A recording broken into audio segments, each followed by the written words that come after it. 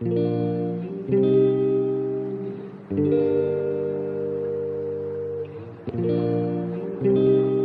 qui t'a donné l'envie de commencer la photo? C'est difficile parce que j'en ai toujours fait depuis que je suis toute petite. Du coup, j'ai pas vraiment le souvenir de ce qui m'a réellement donné envie. J'avais mon papy qui en faisait un peu tout le temps. Du coup, j'avais pas mal d'appareils à disposition avec lesquels m'amuser. Quelles sont tes sources d'inspiration, que ce soit des objets, des endroits, des personnes? Je dirais beaucoup le cinéma, avec tout ce qui est chromie dans les scènes de cinéma. J'aime beaucoup. Je trouve ça hyper inspirant, même si je reprends pas du tout les bases du cinéma dans mes photos. Je vois beaucoup d'images continuellement grâce à Instagram, Facebook, des sites web, et je pense que plus on voit d'images et plus on enfin pas qu'on s'inspire, mais plus on enregistre avec notre cerveau plein d'images, l'inspiration vient ensuite toute seule. Une personne à proprement parler, ce serait Corwin Prescott, un photographe de nu, et du coup c'est une grosse source d'inspiration pour moi. Que penses-tu de la place de la femme dans le monde de la photographie, que ce soit devant ou derrière l'appareil?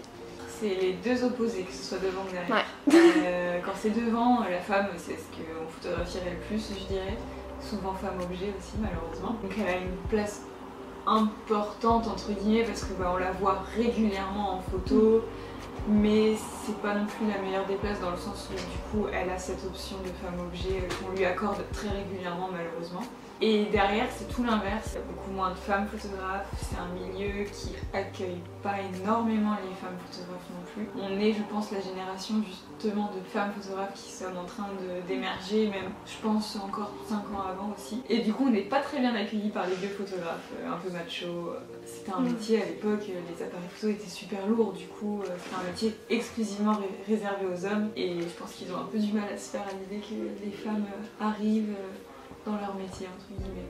Qu'est-ce qui t'a donné l'envie de devenir photographe professionnel? Après le bac, je suis arrivée sur l'île, j'ai fait une fac en espagnol. Je me suis rendu compte que ça me plaisait pas, que c'est pas ce que je voulais faire. J'ai arrêté et j'ai un peu rien fait de mon année, à part des photos, me faire un petit réseau sur l'île de modèles, photographes, des amis et tout. Et du coup, au lieu d'aller en cours, je faisais ça.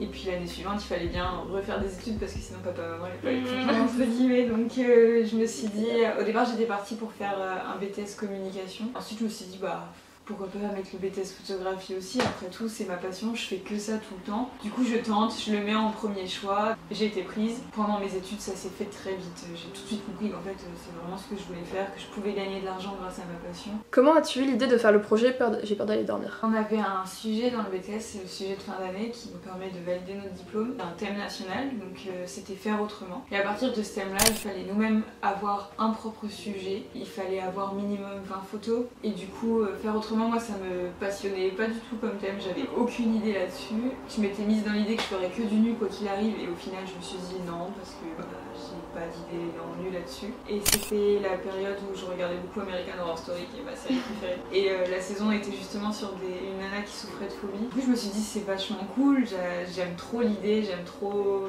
J'ai réfléchi, puis je me suis dit vas-y, je vais faire tout ce qui est faire autrement, c'est-à-dire les gens qui vivent autrement à cause de leur phobie ou de leur cauchemar. À force d'avoir des témoignages, je me suis rendu compte qu'il y a des gens qui étaient vraiment obligés d'appréhender la vie autrement. On souffre tous, on a tous peur de quelque chose, on a tous des cauchemars, mais il y a des gens qui le vivent, mais vraiment fois 1000, et ça leur gâche vraiment la vie. Donc c'était faire autrement comme ça, et faire autrement dans le sens où je voulais faire de la photothérapie, donc prendre ces gens-là qui avaient peur, et leur permettre de l'expliquer entre guillemets à travers une image, et donc de créer l'image avec moi et de participer s'ils pouvaient et s'ils s'en sentaient capables à la phobie, et du coup de poser au milieu de leur peur ou de leur cauchemar. Comptes-tu refaire des projets aussi gros que celui-là? Oui, mais pas tout de suite parce que ça coûte très cher, donc oui, mais pas maintenant, et je pense qu'un photographe, des projets dans une vie, on en a pas beaucoup. Quelle est ta pire expérience en tant que photographe? Je dirais, je vais parler justement de mon projet. Parfois je pouvais pas demander aux personnes de poser avec leur phobie ou leur cauchemar, des fois les gens étaient trop loin, enfin pour des soucis comme ça. J'ai dû demander à des gens de se porter volontaire pour poser pour moi. J'avais pris pour la phobie du clown, une fille devait poser pour moi. Donc le clown était déjà en train de se faire maquiller, et au moment où on avait déjà du coup la make-up qui avait commencé, le modèle clown qui était déjà sur place et un costume de clown qui avait été loué, donc à peu près une cinquantaine d'euros pour l'ensemble, la modèle qui devait poser avec le clown m'envoie finalement je peux pas venir.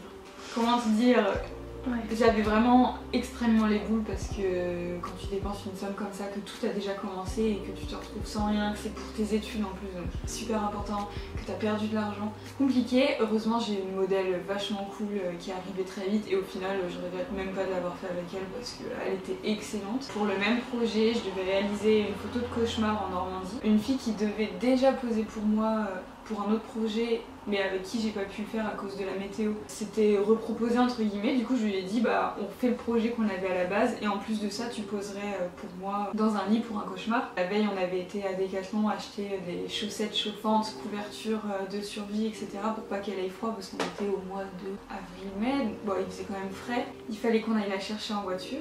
Et le matin même, elle m'envoie « Oula, il fait quand même froid ». Et du coup, je lui ai dit « Écoute, dis-le-moi avant midi si tu te sens pas capable de le faire, parce que moi, c'est hyper important, c'est pour mes études, enfin la même chose quoi, je mets de l'argent et tout. Comme ça, je trouve quelqu'un d'autre en urgence. Non, non, non, non, non, t'inquiète, je le fais et tout. » Elle me demande si on peut pas décaler un peu plus tard, du coup je lui dis « Bah ok, on décale d'une heure, voilà. » On est sur la route avec ma grand-mère. On est à 5 minutes de chez elle, elle m'envoie finalement mon père veut pas que je sorte. Je crois que c'est vraiment le pire coup qu'on m'ait fait parce que je lui avais dit si tu te sens pas, si tu peux pas, on le fait pas. Ce qui fait que je me suis demandé si je devais pas aussi payer mes modèles pour être sûre qu'au moins ils me feraient pas faux bon au bout d'un moment. Pour aller sur une note positive, quelle est ta meilleure expérience en tant que photographe? J'en ai eu plein. On va refaire une note positive sur les modèles. Je cherchais une modèle pour poser nu en Bretagne et une fille de Paris qui était en vacances à Saint-Malo s'était proposée de poser pour moi. Je lui ai dit ok vas-y viens et tout. Et c'était vraiment une révélation, cette fille était canon, elle était hyper douée, hyper intéressante. À la fin elle m'a même donné un peu d'argent alors que c'était pas prévu, c'était une collaboration. Et j'ai vraiment eu, esthétiquement parlant, cette fille renvoyait énormément de choses en photo, hyper intéressantes vraiment. Et j'espère un jour pouvoir la re-rencontrer, la re-shooter. If I need to run back and I can't speak it all,